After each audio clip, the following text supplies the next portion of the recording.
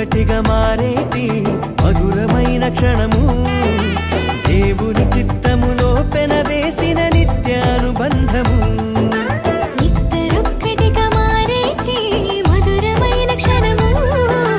దేవుని చిత్తములో పెనవేసిన నిత్యానుబంధము వివాహమన్నది అన్నింట ఘనమైనది ఆదాము హవ్వలతో మొదలైంది ఆ సందడి వివాహమన్నది అన్నింట ఘనమైనది ఆదాము హవ్వలతో మొదలైంది ఆ సందడి ఇద్దరొక్కటిగా మారేటి మధురమైన క్షణం